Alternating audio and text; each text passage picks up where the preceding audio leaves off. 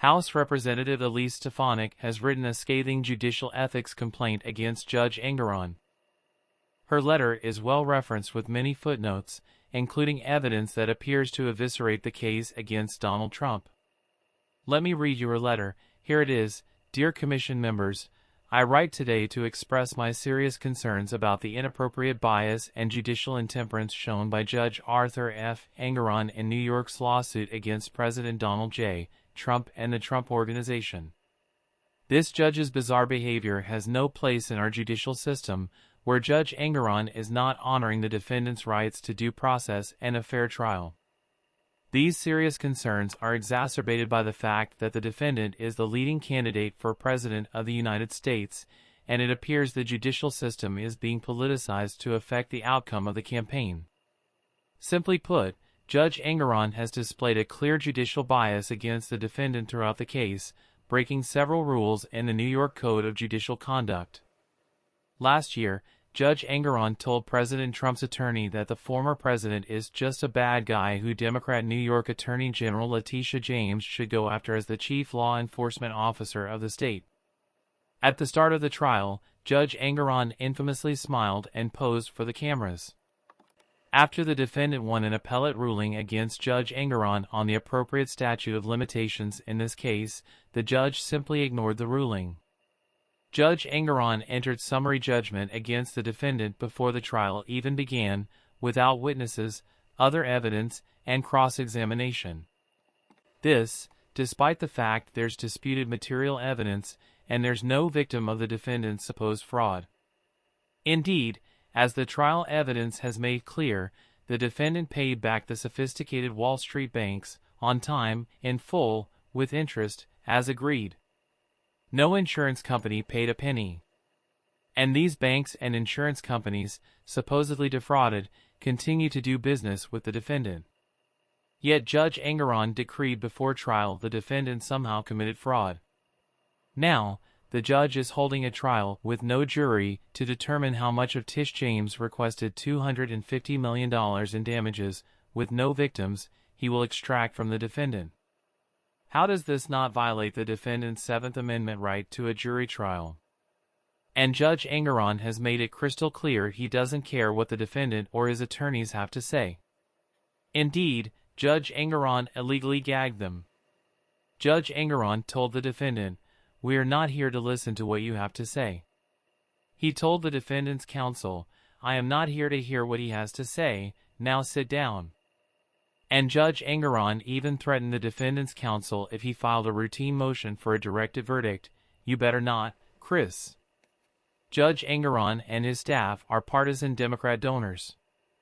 As recently as 2018, Judge Engoron donated to the Manhattan Democrats $5, even though Section 100.5 says that judges shall refrain from making a contribution to a political organization.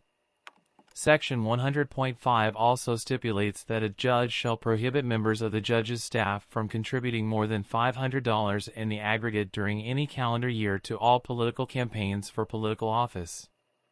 Allison Greenfield has served as Judge Engoron's principal law clerk since 2019.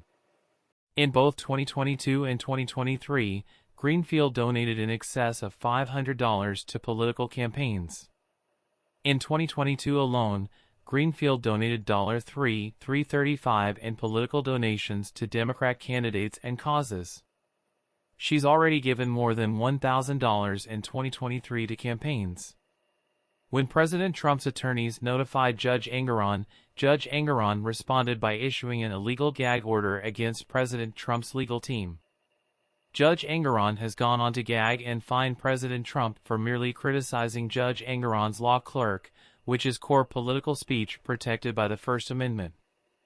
If anyone in America must have the constitutional right to speak out against the judge, his staff, the witnesses, or the process, it's a defendant going through a process he believes is politicized and weaponized against him. To gag a defendant is un-American.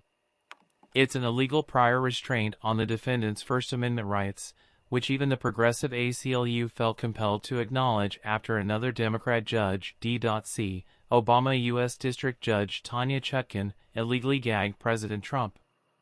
Indeed, 3 Democrat-appointed judges on the D.C. Circuit have since stayed Judge Chutkan's illegal gag order.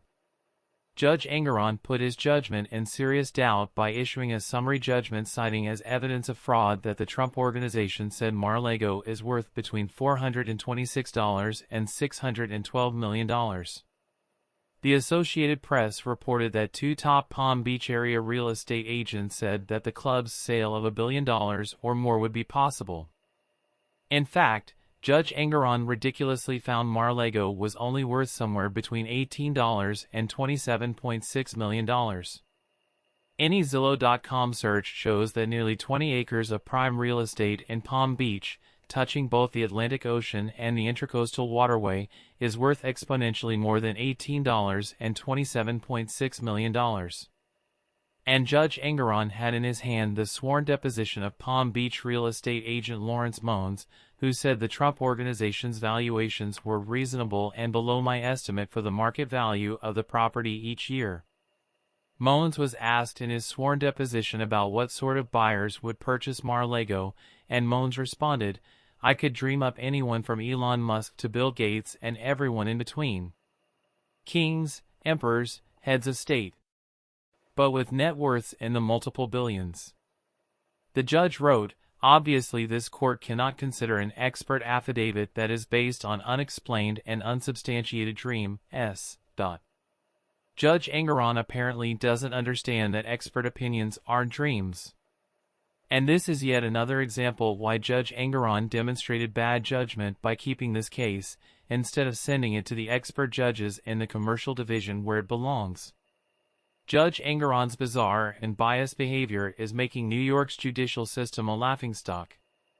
Former Southern District of New York federal prosecutor Andrew McCarthy, who has at times criticized President Trump, recently stated that he views the whole New York justice system as fraudulent.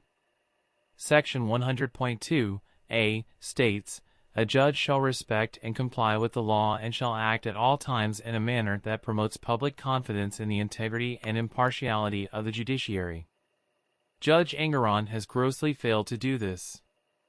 The Commission's sanctions against Judge Engoron are necessary to bring back credibility to our great state's legal system. All Americans, including political opponents, must receive due process and equal protection under our U.S. and New York constitutions.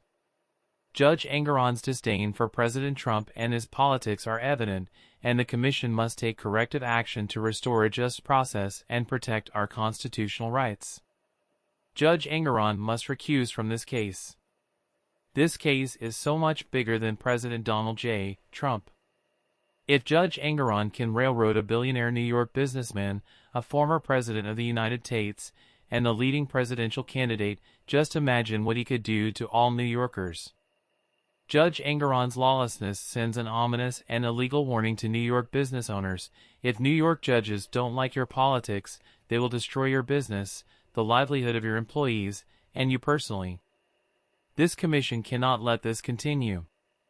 Thank you for your prompt consideration of this judicial complaint against Judge Arthur F. Engoron for his inappropriate bias and judicial intemperance in New York v. Trump. Sincerely, Elisim Stefanik.